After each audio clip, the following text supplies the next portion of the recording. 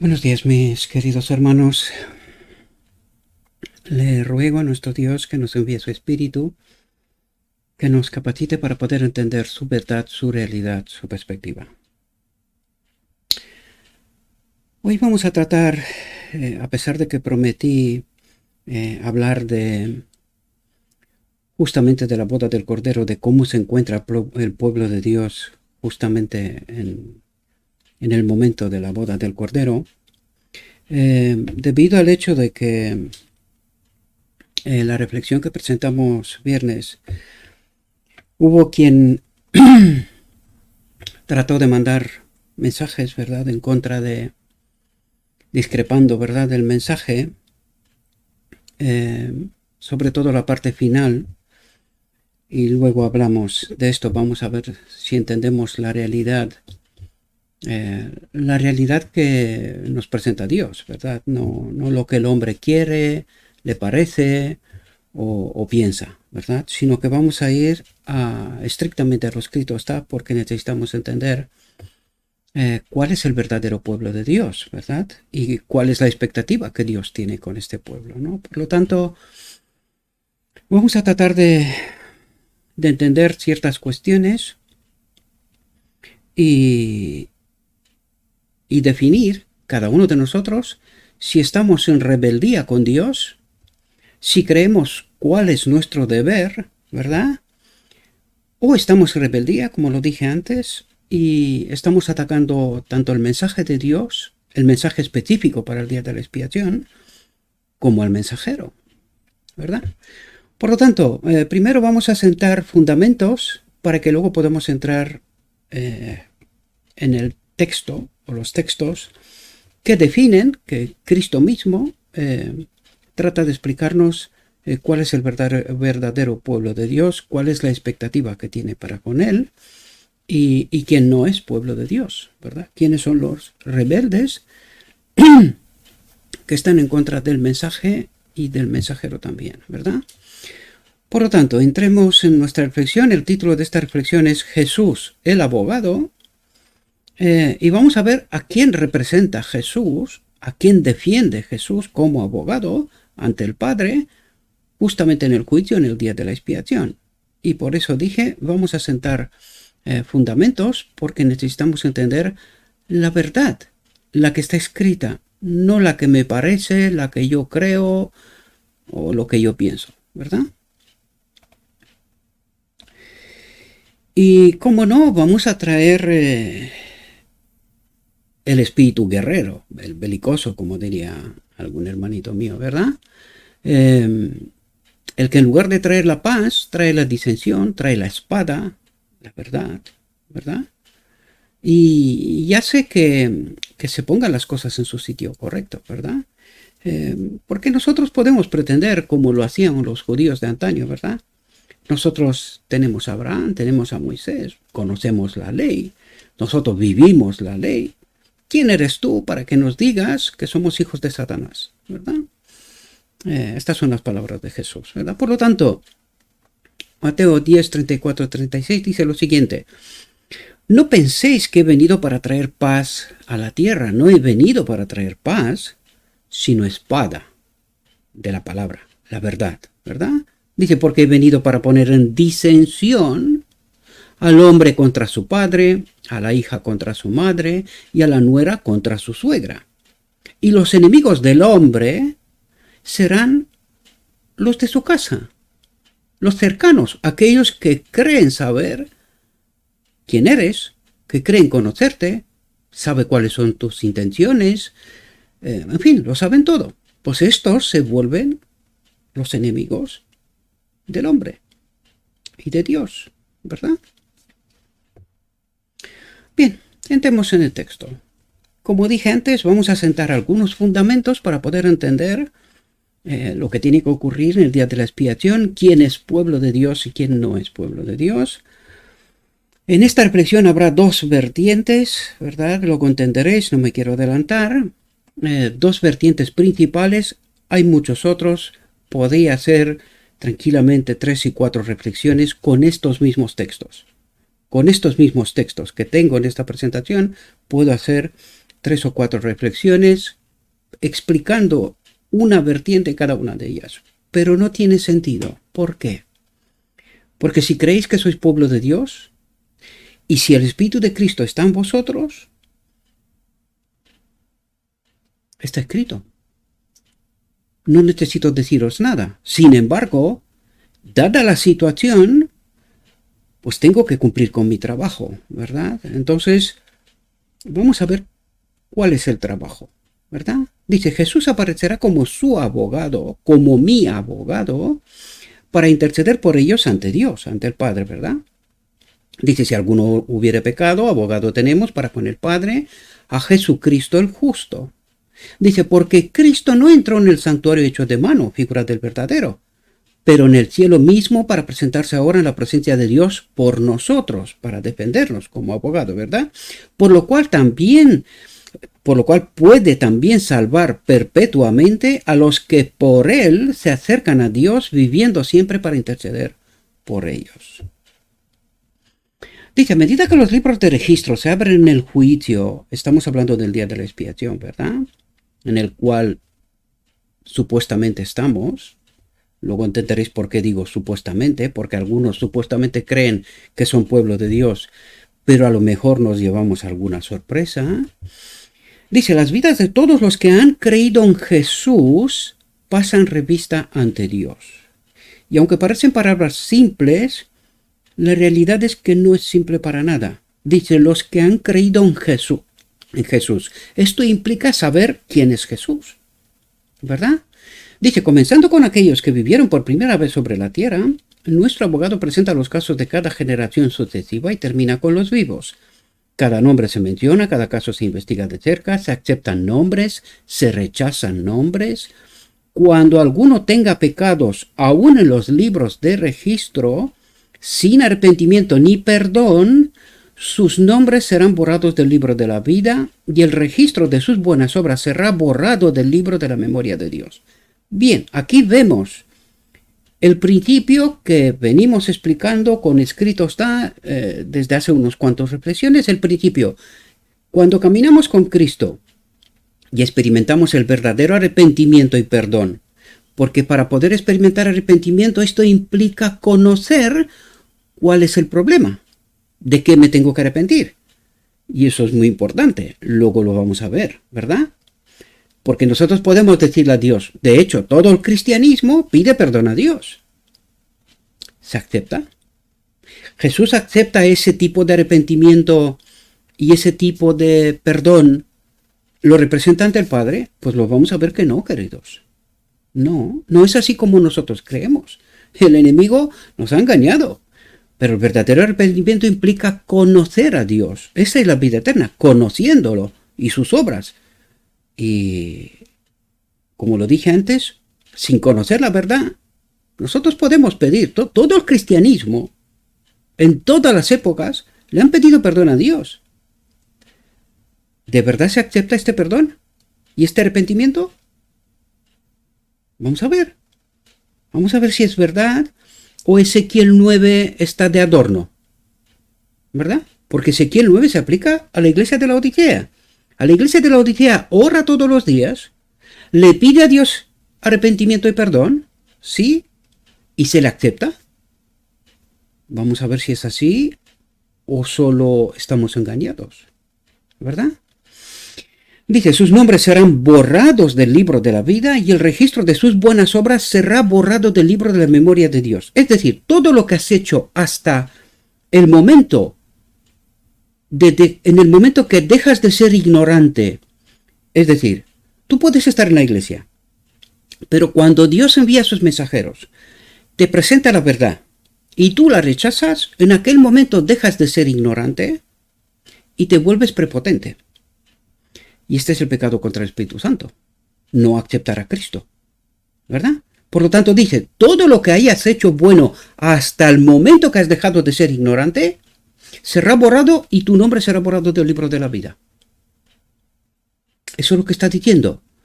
Y vamos a ver si es que me estoy inventando las cosas o realmente son así, ¿verdad? Dice, el Señor declaró a Moisés, a cualquiera que peque contra mí, ¿qué es el pecado? Separación de Dios. ¿Qué es separación de Dios? No confiar en Dios, no creer a Dios, no obedecer a Dios. Ese es el pecado en última instancia. De eso está hablando. Por lo tanto dice, a cualquiera que peque contra mí, yo lo borraré de mi libro, dice. ¿Quién habla aquí? Jesús. Dice, y dice el profeta Ezequiel, cuando el justo se aparte de su justicia, ¿cuál es la justicia del justo? ¿Cuál es el mensaje del día de la expiación? Cristo nuestra justicia. ¿Sabemos quién es Cristo? Parece una pregunta obvia.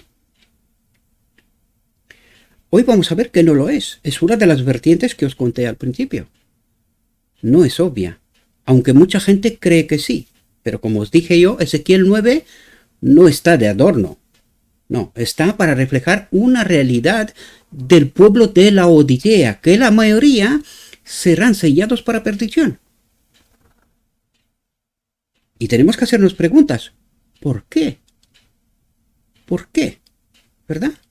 Dice, cuando el justo se aparte de su justicia, de mi espíritu, ¿verdad? Cristo nuestra justicia es el otro consolador, que ha de estar con nosotros eternamente.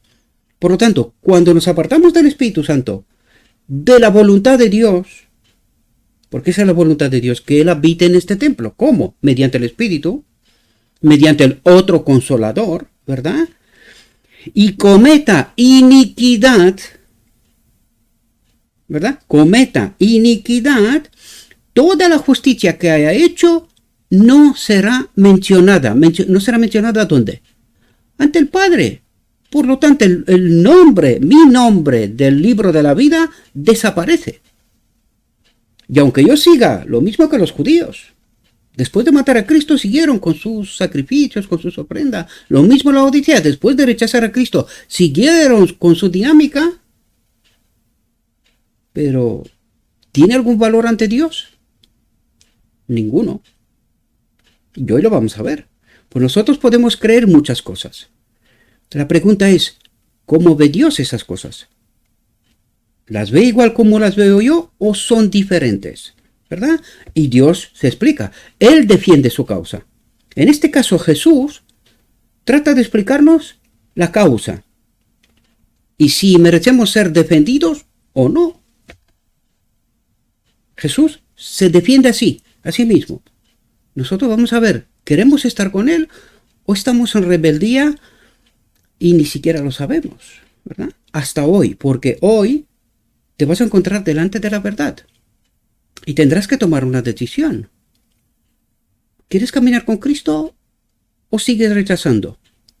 ¿Verdad? Sigues estando en rebeldía. Dice, a todos los que verdaderamente se han arrepentido del pecado, a los que verdaderamente se han arrepentido del pecado y por fe, atentos, reclamaron la sangre de Cristo como su sacrificio expiatorio. ¿Qué es la sangre de Cristo?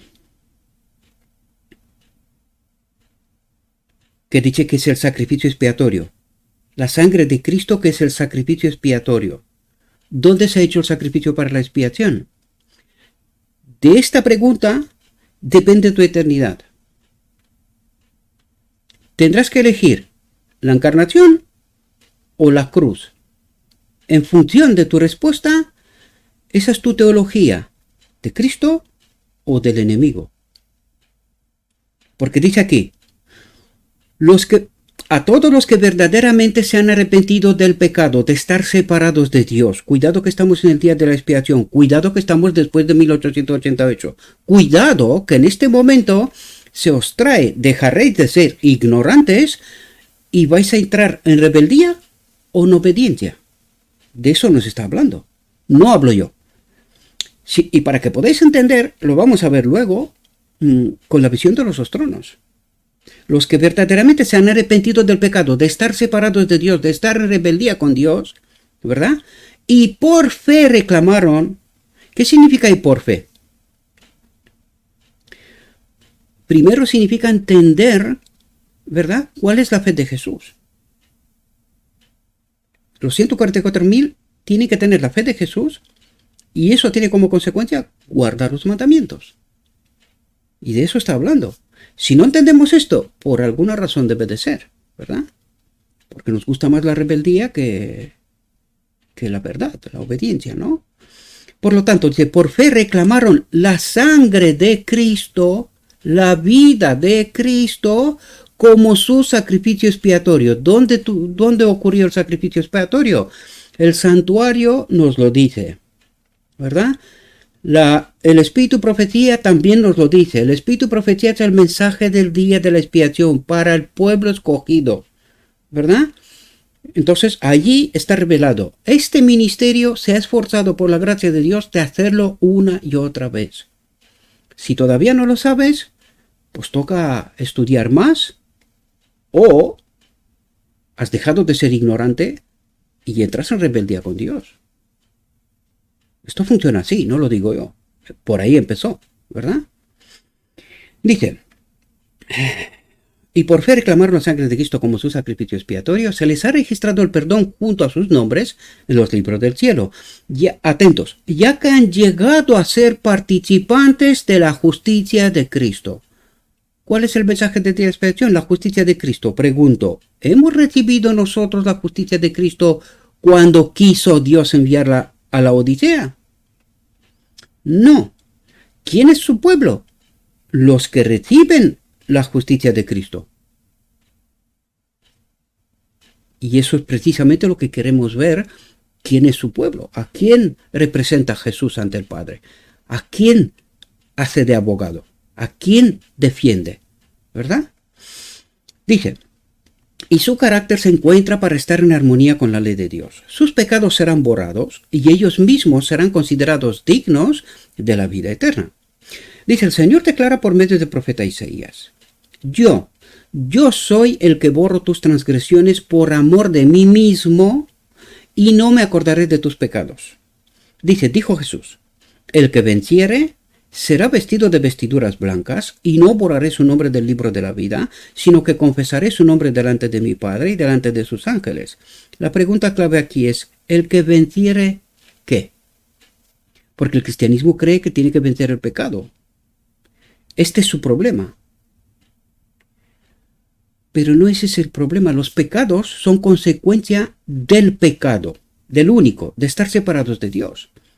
Por lo tanto, ¿el que venciere qué? Al enemigo en sus engaños, al vino de Babilonia, al que sale de verdad de Babilonia. No solamente declara, sino que sale del engaño.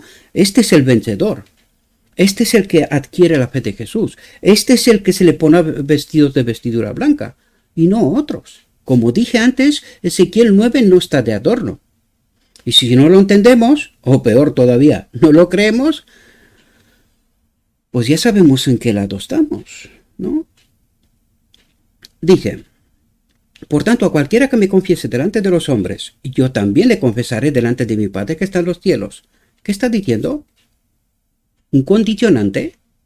Este es un condicionante, ¿no? Dice, por tanto, a cualquiera que me confiese delante de los hombres, yo también le confesaré delante de mi Padre que está en los cielos. Y este es mi trabajo. Confesar la verdad. ¿Verdad? Alzar mi voz como una trompeta. Ese es mi trabajo. Parece ser que algunos se piensan que no lo es. Por eso vienen a reprenderme. Por eso vienen a declarar que yo estoy forzando la conciencia de alguien. No me acuerdo haber pegado en la puerta de tu casa y obligarte a hacer algo. No, yo no me acuerdo de eso. Lo único que me acuerdo es predicarte lo que está escrito y recibir condenación a causa de esto. Pero ¿sabemos cuál es nuestro trabajo? Por tanto, a cualquiera, y en este caso digo, los que me condenan a mí o me acusan, ¿están haciendo la misma obra o están haciendo otra obra? Entonces la pregunta es, ¿la obra de quién? Es una buena pregunta, ¿verdad? Dice, por tanto, cualquiera que me confiese delante de los hombres, yo también le confesaré delante de mi Padre que está en los cielos. Es decir, yo también seré abogado ante el Padre defendiendo su causa. Eso es lo que trata de decir. Este es el título de la reflexión, ¿no? Dice, pero a cualquiera que me niegue delante de los hombres, yo también le negaré delante de mi Padre que está en los cielos. Y ahora vamos a ver, iremos viendo, ¿qué es eso de que cualquiera que me niegue delante de los hombres? ¿Cómo puede ser que la Odisea, estando en la iglesia, niegue a Dios? ¿Cómo es eso? ¿Por qué Ezequiel 9? ¿Quiénes son estos que son sellados y que son parte de la Odisea? ¿Quiénes son estos? Porque estos están negando a Dios. ¿Y cómo lo están negando?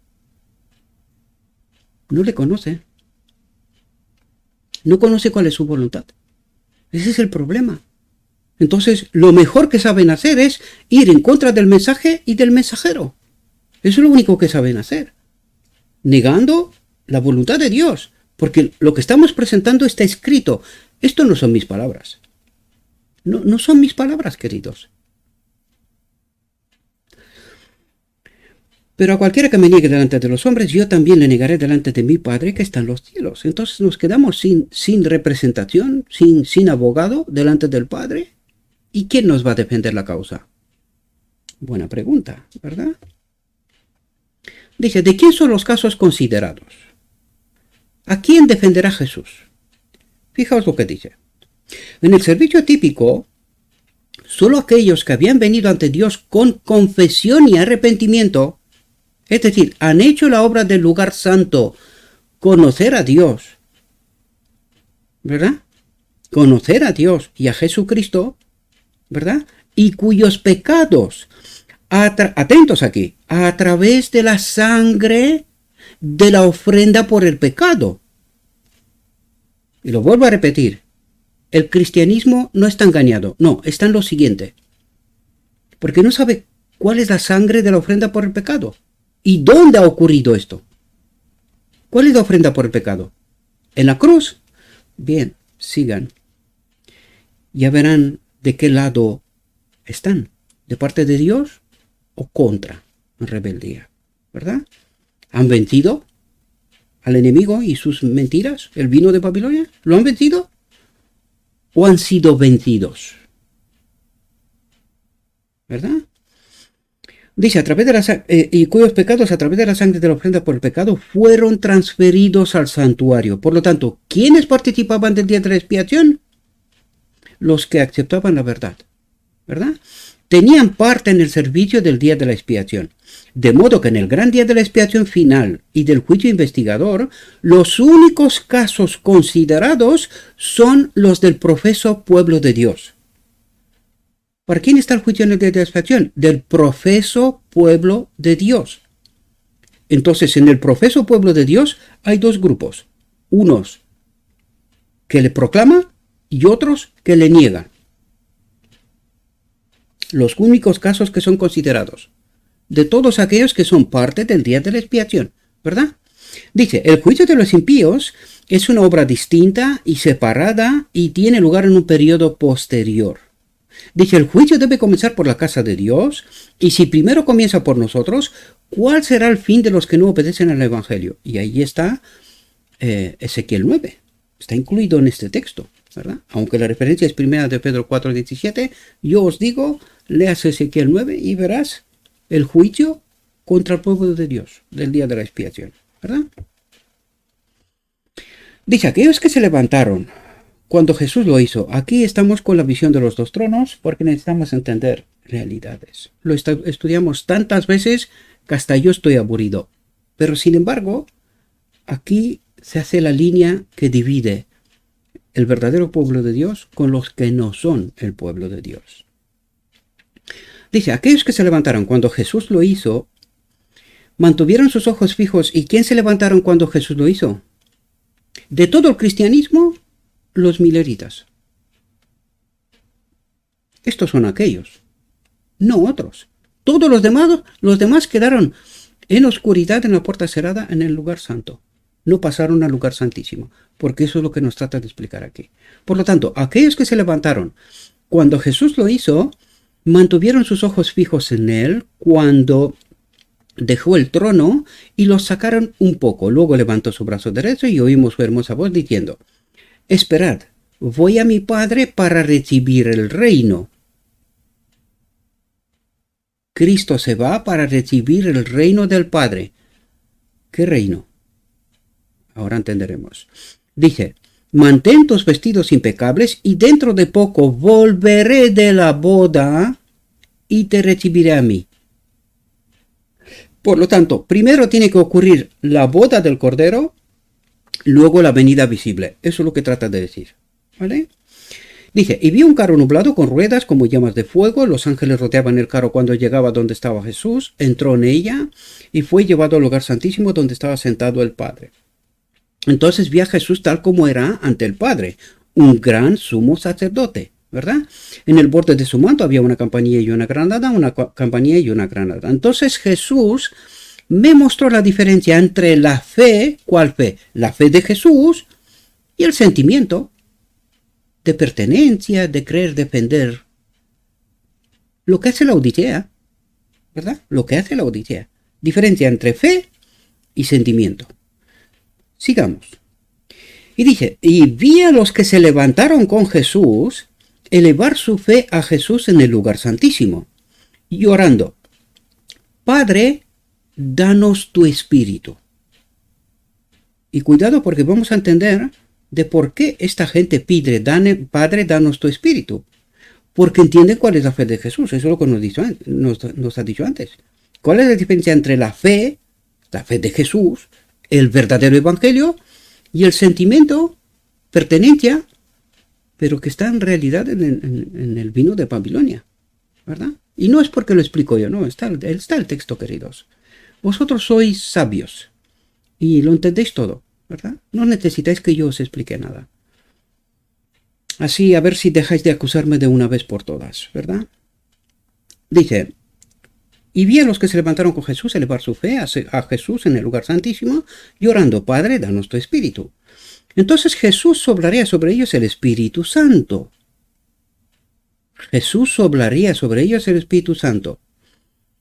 Por lo tanto, ¿de dónde procede el Espíritu Santo? Del Padre, o al menos se pide el permiso al Padre, ¿verdad? Para que el Espíritu Santo sea concedido al pueblo, ¿verdad? Dice: en el aliento había luz, poder y mucho amor, alegría y paz. Luego me volví para mirar a la compañía que todavía estaba inclinada ante el trono. ¿Cuál trono? El del lugar santo, ¿verdad? ¿No sabían que Jesús lo había dejado? Dice: Satanás parecía estar junto al trono tratando de llevar a cabo la obra de Dios. Lo vi mirar hacia el trono y llorar: Padre mío, danos tu espíritu. Entonces Satanás soplaría sobre ellos una influencia impía. Sentimiento, ¿verdad? Este es el otro grupo que en lugar de recibir el Espíritu de Dios, aunque ellos piden el Espíritu de Dios, ellos están orando al Padre, ¿verdad? Dice, porque eso es lo que dice: Satanás parecía estar junto al trono tratando de llevar a cabo la obra de Dios. Los vi mirar hacia el trono y orar: Padre mío. ¿A quién estaban orando? A Dios, al Padre. Pero la pregunta clave aquí es: ¿por qué el Padre no contesta y contesta al enemigo? Hoy vamos a ver de por qué no contesta Dios. Es que no puede contestar, queridos. Jesús no puede presentar estas oraciones delante del Padre. Y hoy vamos a identificar por qué. Igual nos llevamos a una sorpresa porque estaremos en este grupo ignorantemente. Nosotros honestamente le pedimos al Padre: Padre, danos tu espíritu. ¿Y quién envía su espíritu?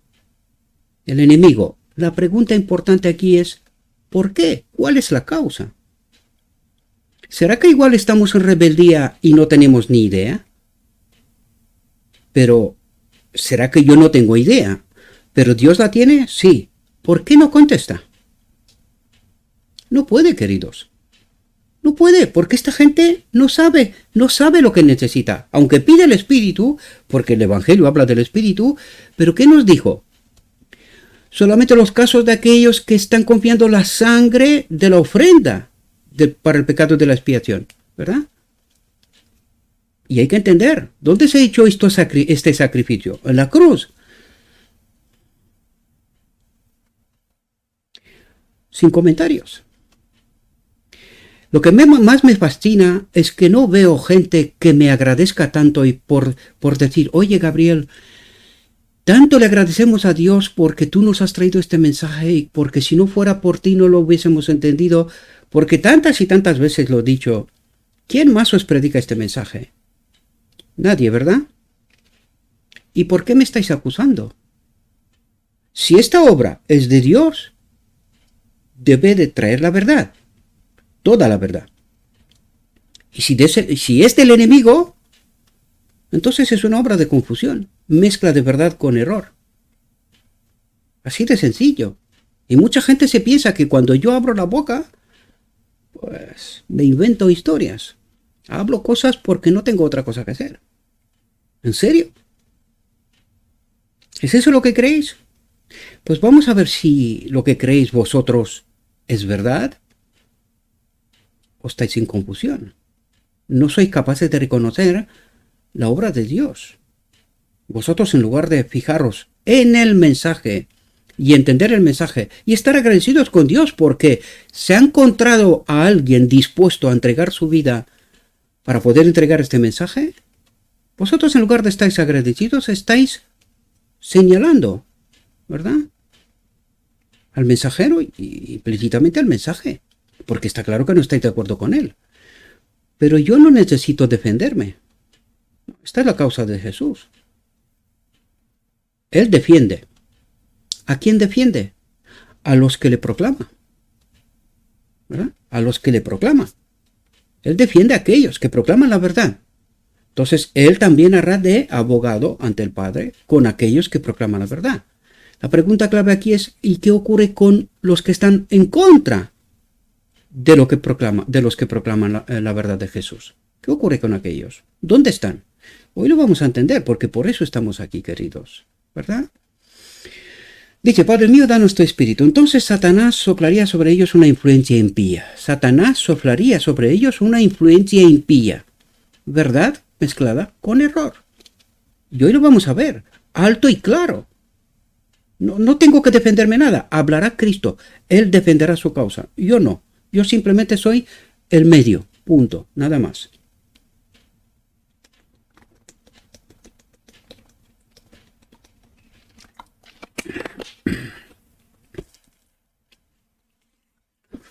Dice, en ella había luz y mucho poder. Luz, verdad, mucho poder. Pero no dulce amor, alegría y paz, que debería de ser las consecuencias de estar caminando con la verdad, con el Espíritu de Cristo, ¿verdad? Dice, vi a uno tras otro salir de la compañía que estaba orando a Jesús en el lugar santísimo. Es decir, de este grupo que habían entrado en el día de la expiación, uno detrás de otro se van delante del trono del lugar santo donde está el enemigo. ¿Y reciben qué? Ahora lo veremos. Dice, vi a uno tras otro salir de la compañía que estaba orando a Jesús en el lugar santísimo, ir y unirse a los que estaban delante del trono, y de inmediato recibieron la influencia impía de Satanás. Por lo tanto, ¿quiénes son esta gente? Representantes del enemigo. Le representan al enemigo. Este es el espíritu que tienen. ¿Que no lo creemos? Vamos a verlo. Malaquías 3. Aquí sí que entramos en el tema que quería destacar. Es la reflexión. Hasta aquí simplemente sentamos fundamentos, ¿verdad? Pero aquí sí que entramos en la reflexión. Malaquías 3. El capítulo 3 de Malaquías es un capítulo expreso para el día de la expiación. Primero, para los judíos, pero no nos vamos a centrar en los judíos, porque vais a entender el día de la expiación de los gentiles, y lo que se le aplica a los gentiles, exactamente literal, se le aplica a los judíos. Si no entendéis, me pedís y vamos a hacer otra reflexión para explicar para los judíos, porque letra por letra, verso por verso, texto, párrafo, lo que queráis, se le aplica primero a los judíos, segundo a los gentiles, es decir, a nosotros en el día de la expiación, ¿verdad? Y vamos a entrar en el tema. Fijaos lo que dice.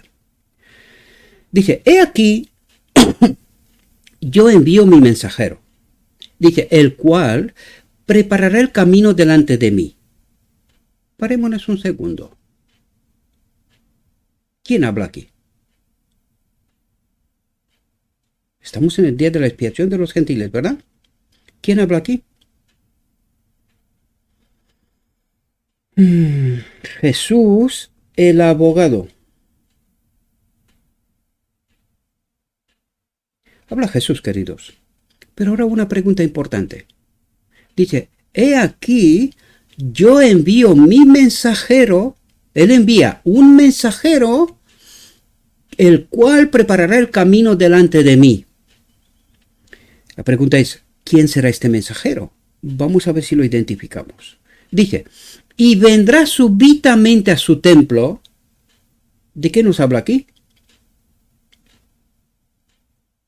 ¿Cuándo vendrá el otro consolador súbitamente a este templo? ¿Cuándo?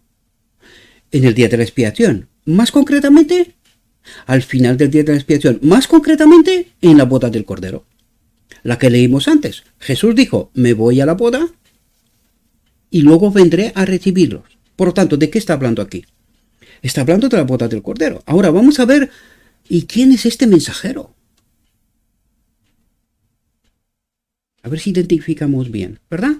Dice, el Señor a quien vosotros buscáis y el ángel del pacto. ¿Quién es el ángel del pacto? Queridos, si este ministerio no hubiese existido, vosotros jamás entenderíais este texto. ¿Quién es el ángel del pacto? ¿Y cuál pacto?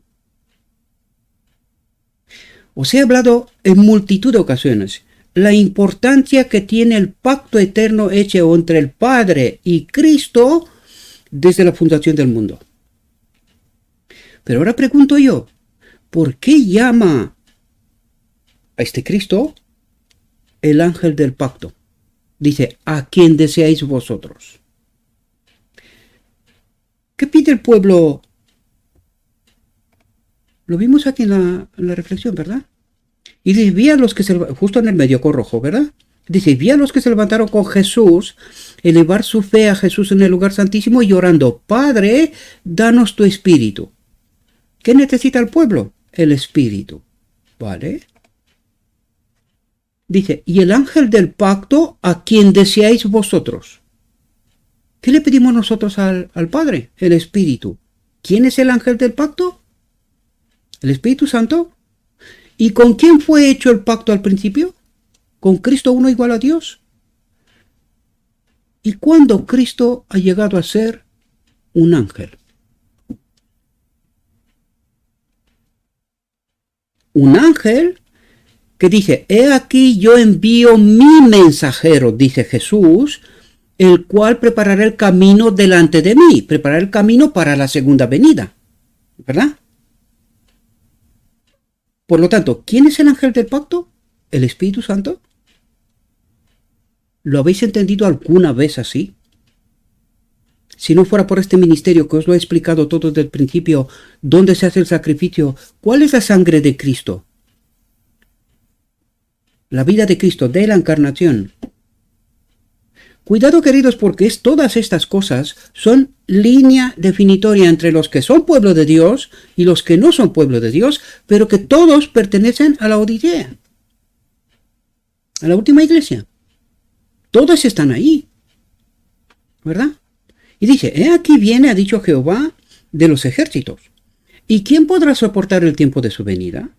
¿O quién podrá estar en pie cuando Él se manifieste? Dice, porque Él es como fuego purificador y como jabón de lavadores. ¿Cuál es la obra de este ángel del pacto? ¿Cuál es la obra de preparar el camino antes de que venga Jesús en la nube de los cielos? ¿Cuál es su obra? Porque Él es como fuego purificador y como jabón de lavadores. ¿Verdad? Dice, y se sentará para afinar y limpiar la plata, porque limpiará a los hijos de Leví, los afinará como a oro y como a plata, y traerán a Jehová ofrenda en justicia. Y será grata a Jehová la ofrenda de Judá y de Jerusalén, como los días pasados y como los años antiguos. Atentos aquí. Porque esta fue la parte que el viernes tarde, la parte final, no les gustó a muchos. Yo estuve, como os dije, yo trabajo en el ordenador y tengo 2 pantallas. Entonces yo tengo abiertos muchas ventanas. Yo sigo todo lo que está ocurriendo, constantemente. Entonces, empezaba la gente a ver el vídeo, le daba me gusta, llegaba al final, se quitaba el me gusta. ¿Por qué? Analicen vosotros. Analícenlo. Y luego, alguien dejó un mensaje, y porque este alguien, ya sé quién es, está restriccionado en el canal de YouTube, es la única persona que está restriccionada. Dejó un mensaje, y cuando vio que su mensaje no aparece, al final lo borró. Porque está restriccionado. Yo ya lo sé cuál es su mensaje, y ya lo sé lo que defiende. Defiende a su yerno, que está casado con su hija, que es pastor, que está en el marco de la iglesia, y está tratando de defender el tema de los diezmos. Es decir, defender a su yerno. Yo ya lo sé quién es la persona, la tengo identificada, pero para mí no tiene ninguna relevancia. Porque es ignorante. Y yo diría ignorante no, ya no es porque sigue el canal, sí que ve los vídeos y ya sé lo que no debe de hacer. Pero en fin, todo el mundo es libre, ¿verdad? Contrario a lo que creen algunos, que yo estoy presionando la conciencia. No, queridos. Yo hago mi trabajo. Yo sé cuál es mi trabajo. Y si fuera otra cosa que no está escrito, yo diría. Pero no vais a poder utilizar lo escrito está contra mí. ¿Por qué? Porque todo lo que proclamo está escrito, queridos. Podéis utilizarlo en contra de otros, pero no contra mí. Y os diré yo para quién era dirigido el mensaje que me habéis colgado esta mañana en el canal. Os diría para quién era. Lo vais a ver vosotros mismos. No necesito yo defender nada. Como dije, Jesús se defiende solo. Defiende su causa. Porque esta es su causa, no es la mía. Es el ángel del pacto el que tiene que purificar al pueblo de Dios. Este es su trabajo, no es mío.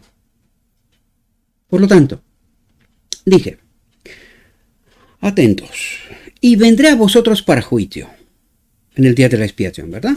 Y dice, y seré pronto testigo contra los hechiceros, adúlteros, contra los que juran mentira. Y ahora vamos a ver quiénes son estos. Dije, y los que defraudan en su salario, es decir, no le dan lo que le pertenece al jornalero, a la viuda y al huérfano. Y por último, y los que hacen injusticia al extranjero.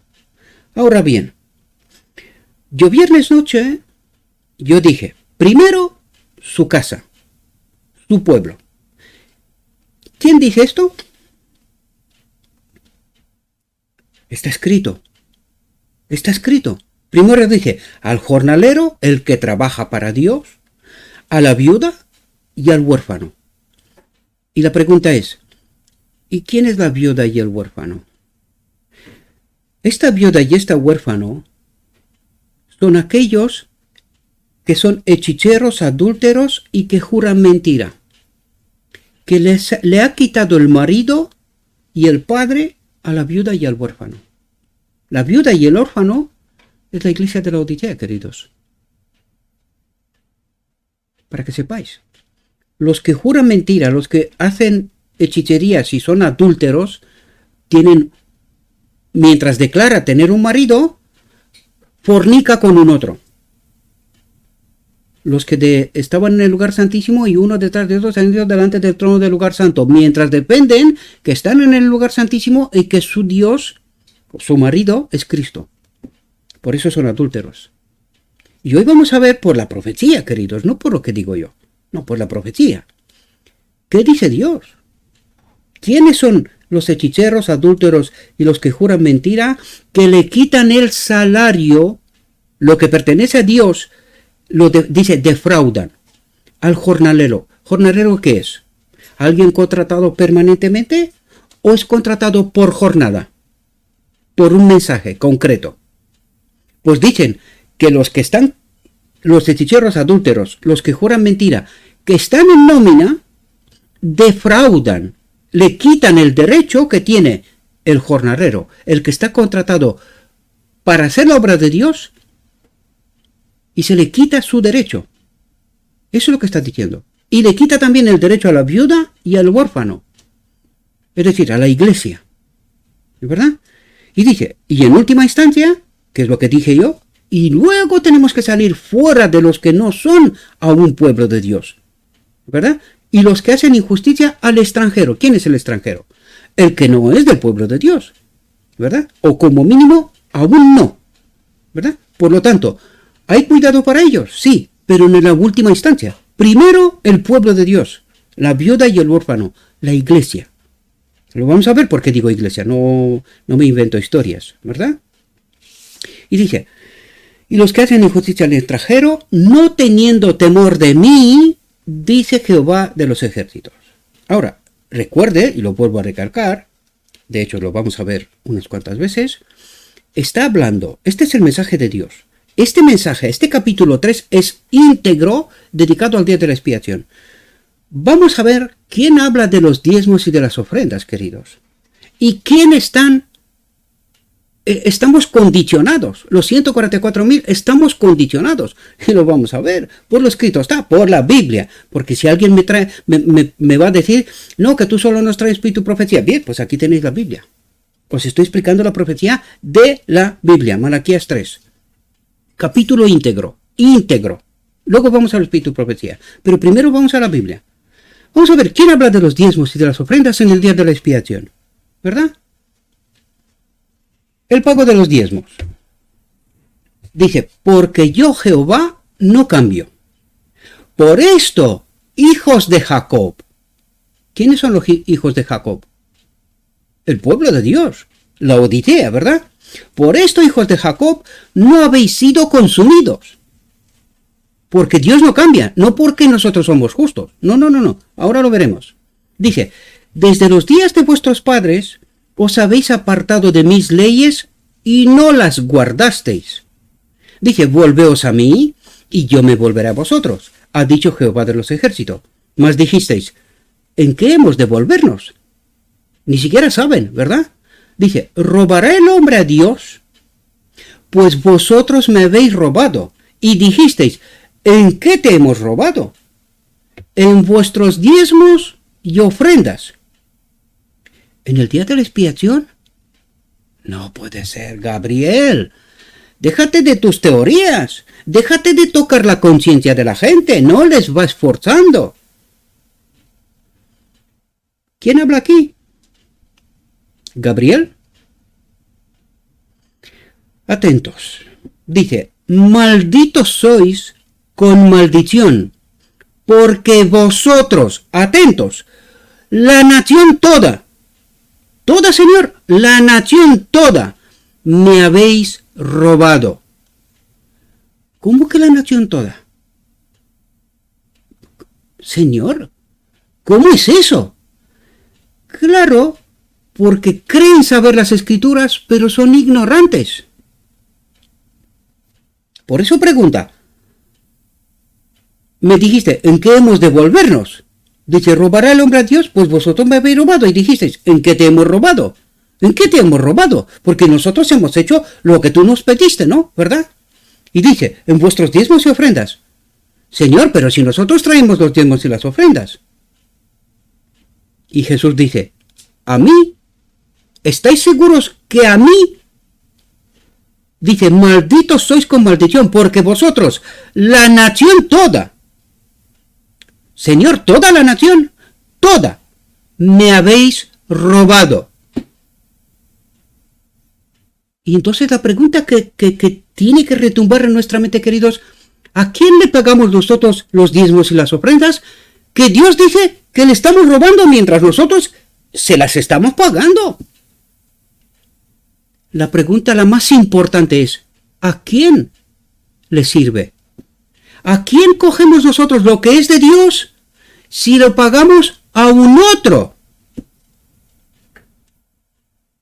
Estamos pagando los diezmos y las ofrendas al enemigo. Gabriel, ¿te has vuelto loco? Sí. Está escrito. Dice, trae todos los diezmos al alfolí. Ya hay alimento en mi casa, dice. Y probadme ahora en esto, dice Jehová de los ejércitos, si no os abriré las ventanas de los cielos y derramaré sobre vosotros bendición hasta que sobreabunde. Dice, atentos aquí, reprenderé también por vosotros al devorador. ¿A quién paga el pueblo los diezmos y las ofrendas?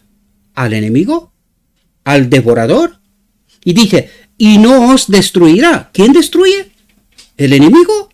Dice, el fruto de la tierra, ni vuestra vid en el campo será estéril, dice Jehová de los ejércitos. Y todas las naciones os dirán bienaventurados, y todas las naciones os dirán bienaventurados. Es decir, cuando todas las naciones verían al pueblo de Dios bendecido, no maldecido, porque el pueblo de Dios está maldecido. ¿Por qué? Porque está robando a Dios. El dinero que le pertenece a Dios se lo está entregando a Satanás. Eso es lo que está pasando. ¿Pero lo sabe el pueblo? No. Nosotros hemos traído los diezmos y la ofrenda a la iglesia. ¿Así? Vamos a ver. ¿Y por qué Dios dice que le hemos robado? Porque estamos entregando lo que es de Dios al enemigo, queridos. Por eso dice la viuda y el huérfano, que es la iglesia misma, está sin defensión. Está en necesidad, ¿verdad? Eso es lo que está pasando. Y el pueblo paga los diezmos y las ofrendas. Pero no a Dios, queridos. Ni al jornalero, ni a aquel que está contratado por día para hacer el trabajo por un día. Por eso dice jornalero, por un día, en el día de la expiación, un día. Está contratado por un día. Y los que están en nómina defraudan, le roban el salario tanto al jornalero, al que trabaja para Dios, y a la iglesia, la viuda y el huérfano, a la cual se le ha engañado que su padre está muerto. ¿Por qué? Porque está en adulterio con un otro. Eso es lo que trata de explicarnos la profecía, ¿verdad? Sigamos. Vamos a ver quién es el pueblo de Dios, el verdadero, el que está en el día de la expiación. Dice, diferencia entre el justo y el malo. Dice, vuestras palabras contra mí han sido violentas, dice Jehová. Violentas. ¿Por qué? Porque el pueblo está ignorando. Está en ignorancia total. No conoce las escrituras. No conoce a su Dios. Juan 17:3. Esta es la vida eterna, que te conozcan a ti, al único Dios verdadero, y a Jesucristo. Pero no le conocen. Por eso todo lo que están haciendo le sirve al enemigo, queridos. Y la pregunta importante aquí es, ¿cómo que la iglesia de la Odisea le sirve al enemigo? Pues vimos la profecía, la visión de los dos tronos, cómo termina, y enseguida entramos en el espíritu profecía. A ver qué es lo que le dice Dios al pueblo final. Al pueblo final, no a otro. Dije, y dijisteis que hemos hablado contra ti. Habéis dicho, por demás es servir a Dios. ¿Qué aprovecha que guardemos su ley y que andemos afligidos en presencia de Jehová de los ejércitos? Decimos pues ahora, bienaventurados son los soberbios. ¿Quiénes son los soberbios? Pues son aquellos que creen que ellos hacen la obra de Dios, pero la hacen a su manera, no como Dios pide. Y eso es lo que yo reclamaba viernes noche. Cuidado, porque mucha gente se va al extranjero, pero que se está saltando etapas. Dios dijo primero, el salario al jornalero, luego la viuda y el huérfano, que son la iglesia. Y en última instancia es al extranjero, que no es pueblo de Dios. Me está confundiendo el móvil. Que no es pueblo de Dios, pero puede serlo, si acepta entrar y ser parte del pueblo de Dios, ¿verdad? Por tanto, ¿hay que hacer una obra con esta gente también? Sí, pero esta es la última, en última instancia.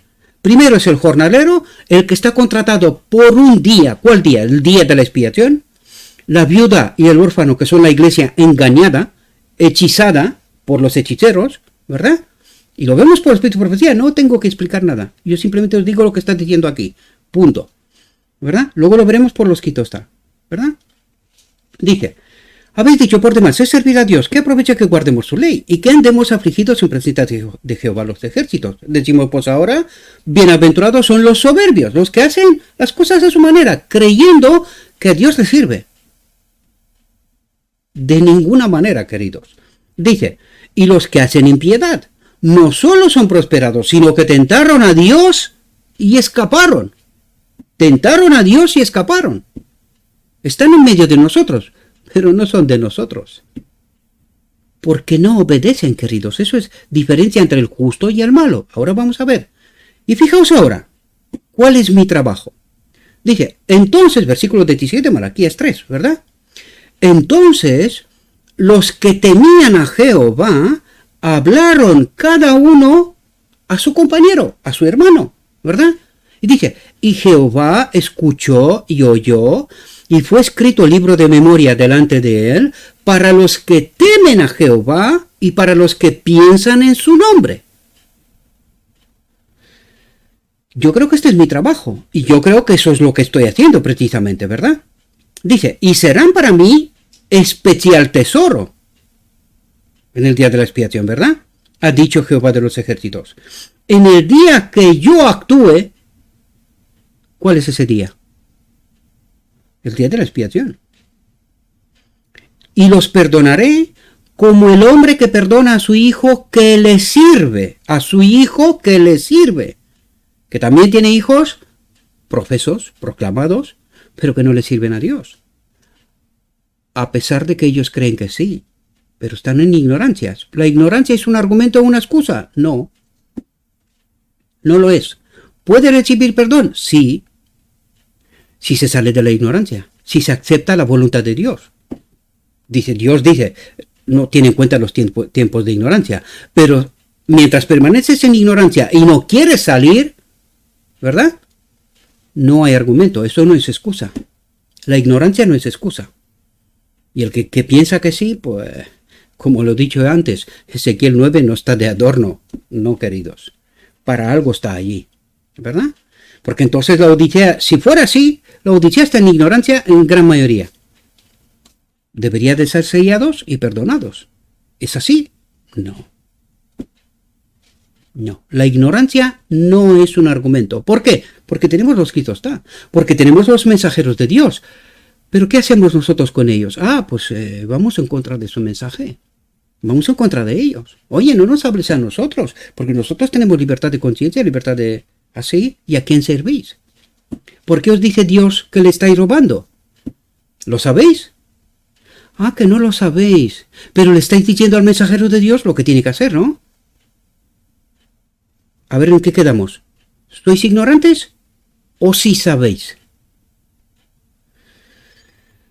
Cuidado, queridos. Cuidado. Y serán para mí especial tesoro, ha dicho Jehová de los ejércitos, en el día que yo actúe y los perdonaré como el hombre que perdona a su hijo que le sirve. Entonces os volveréis y discerniréis la diferencia entre el justo y el malo, entre el que sirve a Dios y el que no le sirve.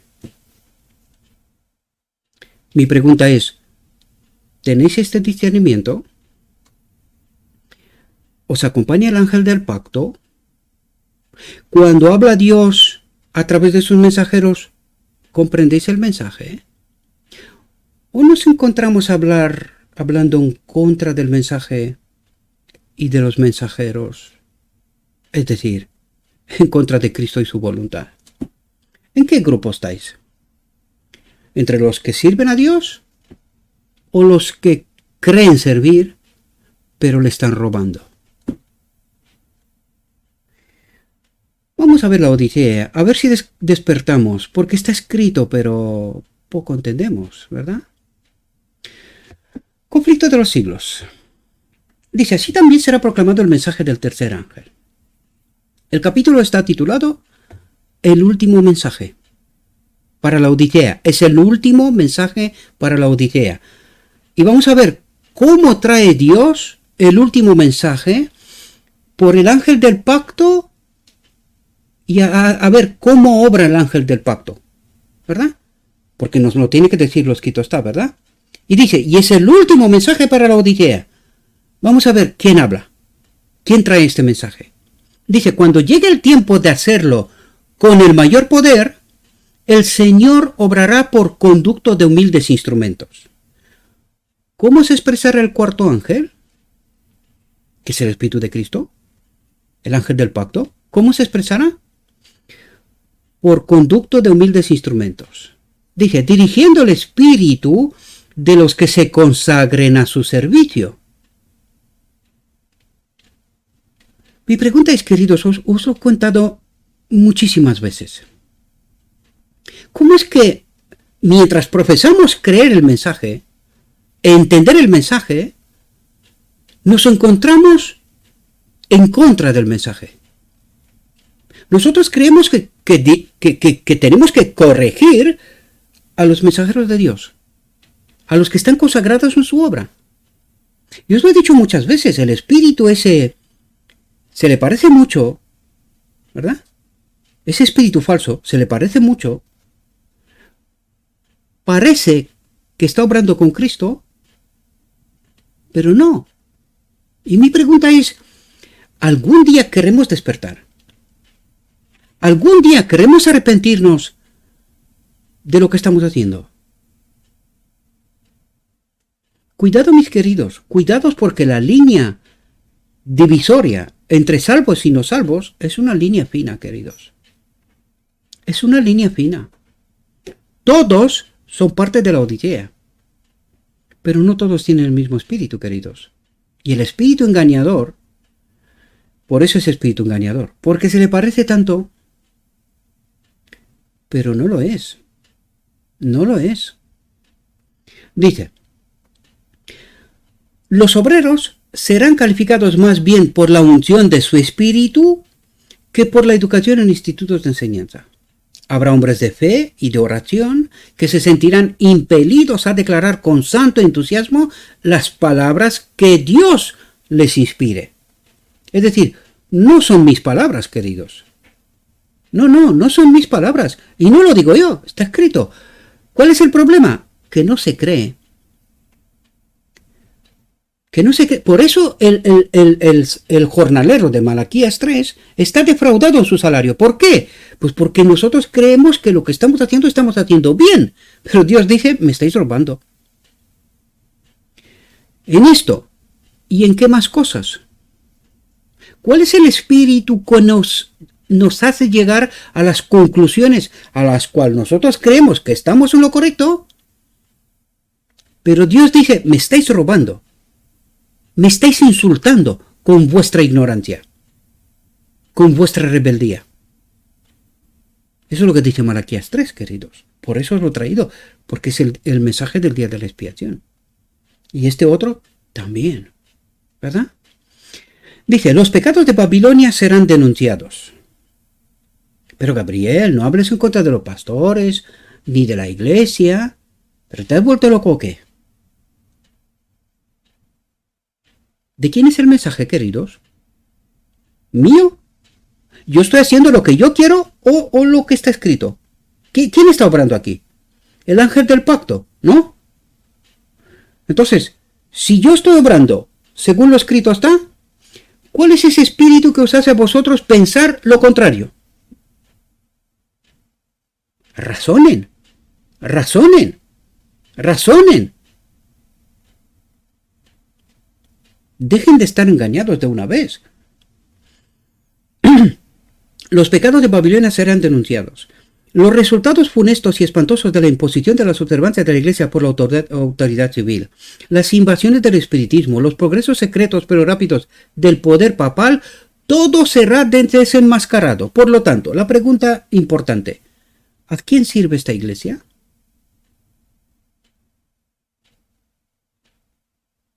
¿A Dios? La gente que trabaja y trae sus ofrendas y sus diezmos a la iglesia, ¿es para Dios? ¿O Dios dice, me estáis robando? Estáis tomando lo que me pertenece a mí y se los entregáis al enemigo para que haga su obra. ¿Cuál es su obra?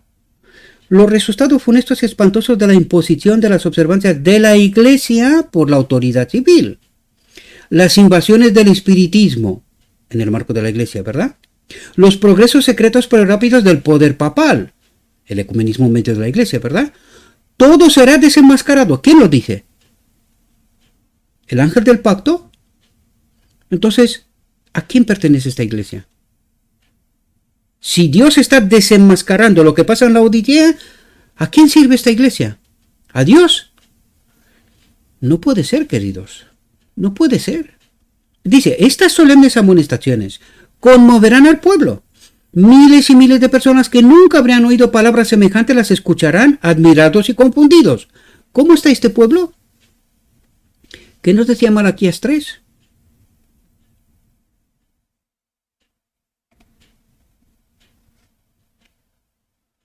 Perdón, aquí decía,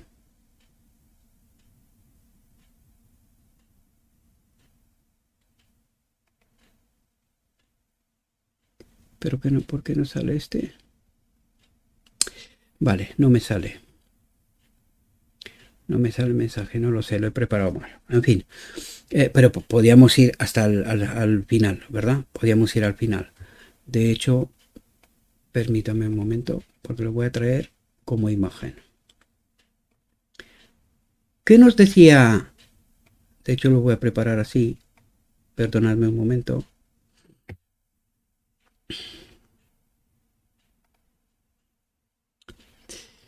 A ver, ¿no lo puedo aumentar? Sí, lo puedo aumentar. Vale, perdonadme, ahora lo voy a preparar este otro también, porque lo necesitamos aquí. También. Correcto. Entonces, ¿qué nos decía aquí? Y seré pronto testigo contra los hechiceros y adúlteros, contra los que juran mentira y los que defraudan en su salario al jornalero, a la viuda y al órfano. ¿Quiénes son esta gente que dice servir a Dios, pero que sirve al enemigo? ¿Cómo los llama Dios? ¿Hechiceros? ¿Adúlteros? ¿Mentirosos? ¿Por qué adúlteros? Porque lo vimos en la visión de los dos tronos, que uno detrás de otro se va del lugar santísimo al lugar santo. Es decir, mientras profesan servir a Cristo, están adulterando con el enemigo en el trono del lugar santo. ¿Y quién es la viuda y el órfano? Es la iglesia que han matado a su marido y a su padre, a Cristo, porque los hechiceros sí adulteran con el enemigo. ¿Entendemos la profecía? No entendemos. Por eso no leemos, pero no entendemos ni una, ¿verdad? Dice, oirán el testimonio de que Babilonia es la iglesia que cayó por sus errores y sus pecados, porque rechazó la verdad que le fue enviada del cielo. Y dice, es la iglesia que cayó.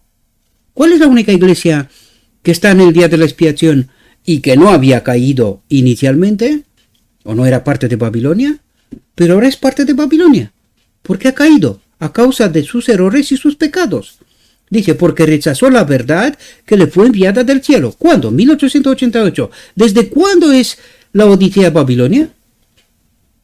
Desde cuando rechazó la verdad que le fue enviada del cielo. ¿Está escrito? Sí, lo entendemos. Estamos en ignorancia. ¿Por qué? Porque es que el padre de familia y al marido nos lo han matado. Claro, y nos predican el mensaje del adúltero, ¿verdad? De aquellos que adulteran con el enemigo. ¿No me creéis? Vamos a seguir con el texto. El último mensaje para la Odisea, ¿verdad? Dice, cuando el pueblo acuda a sus antiguos conductores, ¿qué quiere decir? ¿Quiénes son los nuevos? El jornalero, Malaquías 3. El jornalero que ha sido defraudado de su salario, ¿verdad? Estos son los nuevos ministros, los nuevos conductores, ¿verdad? Por eso dice los antiguos conductores. Pero vamos a ver quiénes son los antiguos conductores. Dice, cuando el pueblo acuda a sus antiguos conductores espirituales a preguntarles con ansia, ¿son esas cosas así? Dice, los ministros aducirán fábulas, profetizarán cosas agradables para calmar los temores y tranquilizar las conciencias despertadas. ¿A quién sirve esta gente? Ante el mensaje enviado por el ángel del pacto de Dios a través de sus jornaleros, contratados por un día, el día de la expiación. ¿A quién sirve esta gente, queridos? ¿Quiénes son los hechiceros y los mentirosos que nos proclamó antes? ¿Quiénes son los hechiceros y adúlteros contra los que juran mentira y que defraudan en su salario al jornalero? ¿Quién es el jornalero? Aquel que es contratado por un día, el día de la expiación, a través del cual el ángel del pacto envía su mensaje a la iglesia de Laodicea. ¿Entendemos la profecía? Por eso dice Dios, me estáis robando. Tomáis de lo mío. Dice, ¿en qué te hemos robado? En vuestros diezmos y ofrendas. Malditos sois con maldición, porque vosotros, la nación toda, la iglesia toda, me habéis robado. ¿Por qué? Porque le estáis pagando el dinero a esos antiguos conductores para que sirva a quién. Vamos a ver a quién sirven. Vamos a ver a quién sirven. Dice, pero como muchas personas no se contentan con las meras razones de los hombres y exigen un positivo, así dice Jehová, un escrito está. Dice, los ministros populares, los que están contratados en nómina, ¿verdad? Como los fariseos de antaño, airrándose al ver que se pone en duda su autoridad, denunciarán el mensaje como si viniese de Satanás e incitarán a las multitudes dadas al pecado que injurien y persigan a los que lo proclaman, al jornalero. Y mi pregunta es, ¿y tú qué haces, querido? Acosándome a mí, que estoy pisoteando tu libertad de conciencia. ¿Qué haces? ¿A quién sirves? Despertad, queridos. En nombre de Jesucristo os lo pido, por favor, despierten. Dejen de estar dormidos y engañados. Sigamos. Dice, Satanás se pondrá alerta. ¿A quién sirve toda esta gente? ¿A quién sirve la iglesia? ¿Toda la nación? ¿A quién sirve? A Satanás. Y cuando Satanás se entera que Dios envía sus mensajeros y su mensaje justamente en el día de la expiación, ¿qué hace Satanás? Dice, Satanás se pondrá alerta. Al ver que la controversia se extiende a nuevos campos y que la atención del pueblo es dirigida a la pisoteada ley de Dios, cada vez más hay un tsunami, no una ola, no, un tsunami de gente que dice que no hay que pagar los diezmos y las ofrendas en el día de la expiación. ¿Y qué te dice Malaquías 3? Que es el mensaje para el día de la expiación, querido.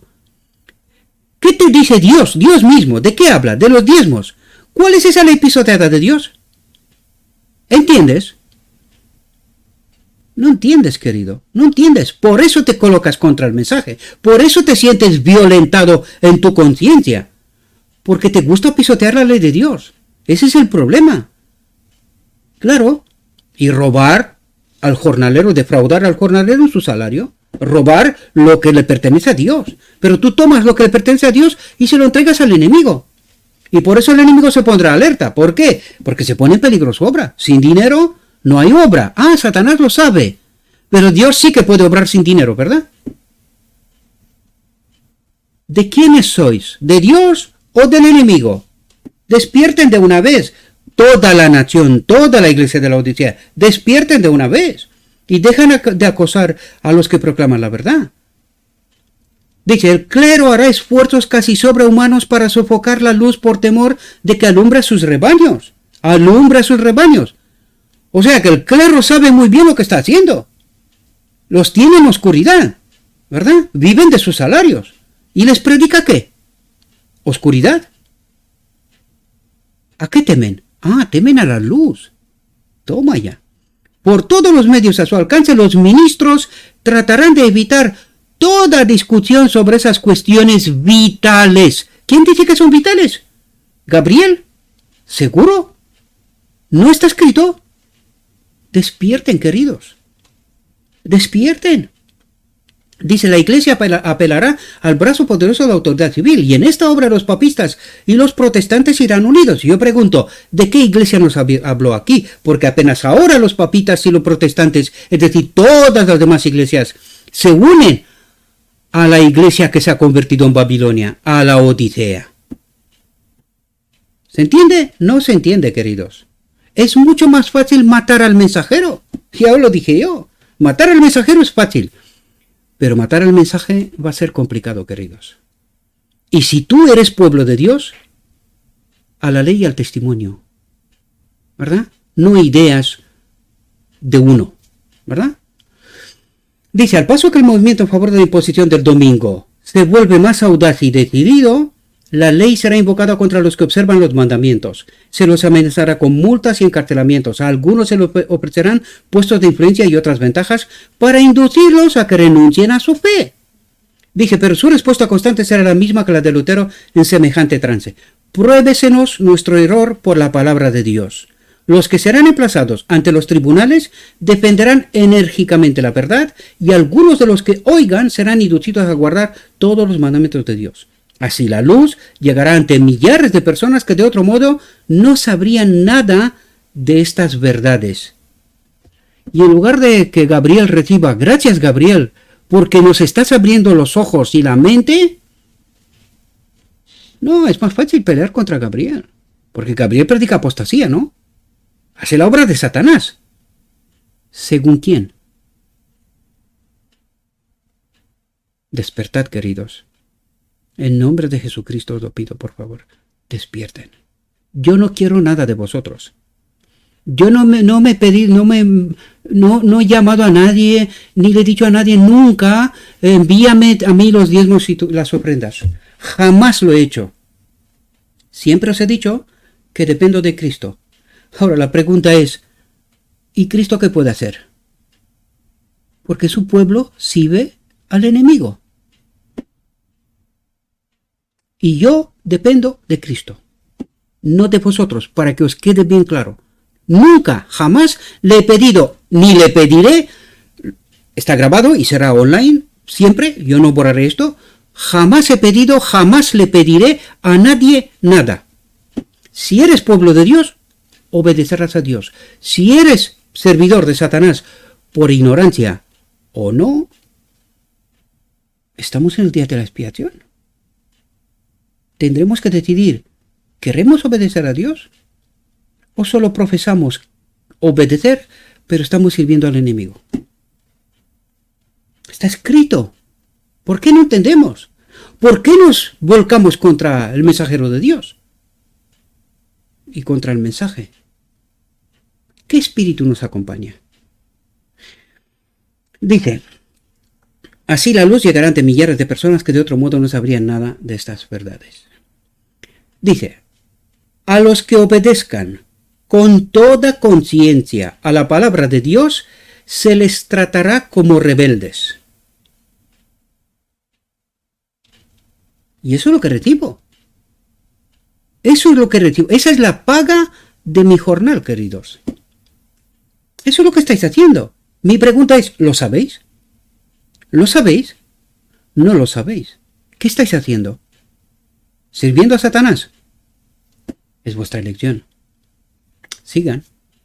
Dice, cegados por Satanás, padres y madres habrá que serán duros y severos para con sus hijos creyentes. Los patrones o patronas oprimirán a los criados que observen los mandamientos. Los lazos del cariño se aflojarán. Se desheredará y se expulsará de la casa a los hijos. Menuda obra de Satanás, ¿verdad? Se cumplirán a la letra las palabras de San Pablo. Todos los que quieren vivir píamente en Cristo Jesús padecerán persecución. Dice, cuando los defensores de la verdad se nieguen a honrar el domingo, unos serán echados en la cárcel, otros serán desterrados y otros aún tratados como esclavos. Ante la razón humana, todo esto parece ahora imposible, pero pronto lo vamos a ver como realidad, queridos. Pero a medida que el Espíritu refrenador de Dios, se retire de los hombres y estos sean dominados por Satanás, que aborrece los principios divinos, se verán cosas muy extrañas. Es apenas entonces cuando vamos a ver nosotros qué espíritu tenemos. Aunque yo digo, el que está despierto lo puede ver ahora mismo. Pero desgraciadamente, la gran mayoría está engañada. Está engañada. ¿Cuándo despertarán? Cuando será demasiado tarde. Dice, en aquel tiempo de persecución, la fe de los siervos de Dios será probada duramente. Estamos casi en estos tiempos, queridos. Proclamaron fielmente la amonestación mirando tan solo a Dios y a su palabra. Mirando tan solo a Dios y a su palabra. no mirando otras cosas. ¿Pero eso significa que no tengo que hablar de lo que está pasando? No, queridos. Yo tengo que proclamar la verdad. Duela a quien duela. Lo que está escrito, y yo predico lo que está escrito. Luego, ¿cómo interpretáis? Es vuestro trabajo. Según el espíritu que tenemos, así servimos. ¿En ignorancia o no? Da igual, esto para Dios no sirve. Recibirás perdón cuando saldrás de ignorancia. Mientras estás ignorando, esto no es un argumento para recibir perdón. No, bajo ningún concepto. No funciona así, queridos.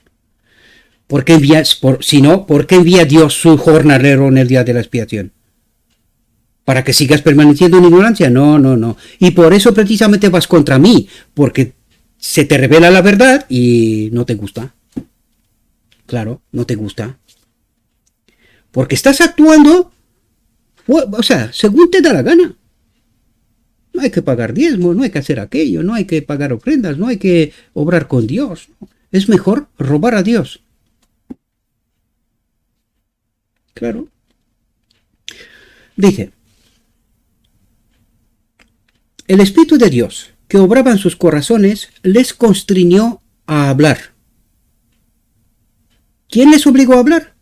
¿Quién nos empujó a hablar? El Espíritu de Dios que obraba en sus corazones, en sus mentes. Dice, cumplieron su deber y declararon al pueblo las palabras que de Dios recibieran sin detenerse en calcular las consecuencias.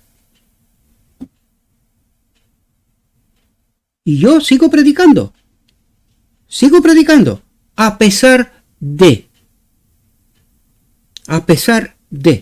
¿verdad? No consultaron sus intereses temporales, ni miraron por su reputación o sus vidas. No prediqué por dinero, no os pedí nada, y tampoco he mirado mi reputación o mi vida. Si quisiera mirar mi reputación, hasta el día de hoy me siguen proponiendo cargos en la iglesia. Pero mi respuesta es firme. Es incompatible. No creemos lo mismo. ¿Cómo voy a predicar o cómo voy a trabajar para alguien que está contrario? O sea, unos obran para Satanás. Da igual que están en ignorancia, pero están obrando para Satanás. Pero yo prefiero quedarme con los que Cristo está. Entonces yo no puedo hacer una obra de confusión, porque confundiría a mis hermanos. Yo no puedo hacer esta obra, ni se me ocurre, ni por dinero, intereses temporales, ni por reputación, ni si me matan. Porque lo he dicho muchas veces, me importa nada, literalmente. Dice, sin embargo, cuando la tempestad de la oposición y del vituperio estalle sobre ellos, algunos consternados estarán listos para exclamar, si hubiésemos previsto las consecuencias de nuestras palabras, habríamos callado. Es decir, se acobardan en el último momento. Dice, estarán rodeados de dificultades, Satanás los asaltará con terribles tentaciones, la obra que habrán emprendido parecerá exceder en mucho sus capacidades, y en las mías las excede desde el principio. Soy incapaz para esto. Por eso os he dicho siempre, esta es la obra de Cristo. Yo me dejo guiar por Él, no por otra cosa. Porque no soy capacitado, yo lo reconozco. Si alguien se cree que me tiene que seguir a mí, pues no sabéis lo que hacéis. No sabéis. Un hombre simple, un hombre del campo. Soy un hombre simple, ¿verdad? Dice, los amenazará la destrucción, el entusiasmo que les animará se desvanecerá, sin embargo, no podrán retroceder. Dice, y entonces, sintiendo su completa incapacidad, se dirigirán al Todopoderoso en demanda de auxilio. Y eso es lo que toca, queridos.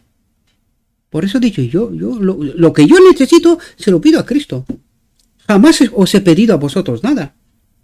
No, porque yo ya lo sé cómo pensáis, la gran mayoría, sin ánimo de ofender. Yo sé lo que está ocurriendo. Yo sí sé cuál es mi trabajo. Por eso preguntaba esta mañana en el canal, ¿vosotros lo sabéis? ¿Sabéis cuál es el vuestro? ¿Estáis seguros? Dice, y entonces, sintiendo su completa incapacidad, se dirigirán al Todopoderoso en demanda de auxilio. Recordarán que las palabras que hablaron no eran las suyas propias, sino las de aquel que les ordenara dar la admonestación al mundo. Dios había puesto la verdad en sus corazones y ellos, por su parte, no pudieron hacer otra cosa que proclamarla. Si caminas con Cristo,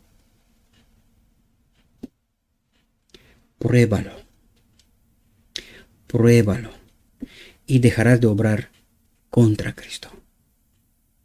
Pruébalo. Hasta aquí nuestra reflexión, mis queridos hermanos. Dijo mi guía, todavía hay mucha luz que debe brillar de la ley de Dios y del Evangelio de la justicia. Este mensaje, entendido en su verdadero carácter y proclamado en el Espíritu de Cristo, crecerá hasta alcanzar una importancia tan grande como apenas soñéis, y iluminará la tierra con su gloria. Les ruego a nuestro Dios, mis queridos hermanos, que nos envíe su Espíritu, que nos capacite, que podamos entender su verdad, su realidad, su perspectiva, y que hagamos nuestra propia elección y que hagamos la voluntad de Dios. Os deseo, mis queridos hermanos, que tengáis un próspero día en todo lo que os he dicho, lo he dicho en nombre de Cristo Jesús. Amén.